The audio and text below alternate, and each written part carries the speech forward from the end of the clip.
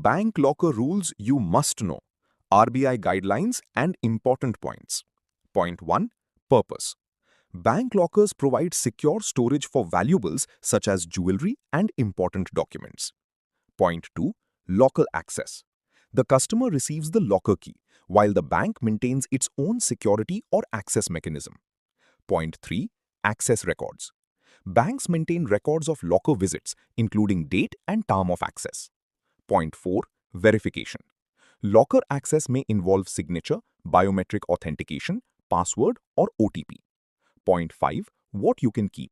Jewelry, property documents, insurance policies, certificates, bonds, and other lawful valuables or documents.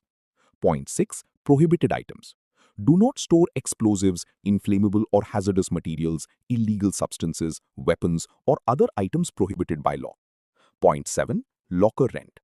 Banks charge annual locker rent, which varies according to locker size and branch location. Point 8. Security deposit or FD. Banks may require an FD or other permitted security arrangement covering up to 3 years' rent and break-open charges, subject to RBI rules. Point 9. Other charges.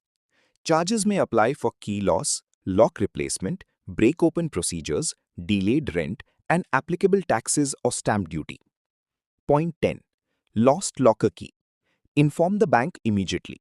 The bank will follow the prescribed verification and break-open or lock replacement procedure.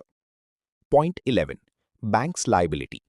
For loss due to fire, theft, burglary, robbery or dacoity, building collapse, or fraud by bank employees, the bank's liability is generally limited to 100 times the annual locker rent.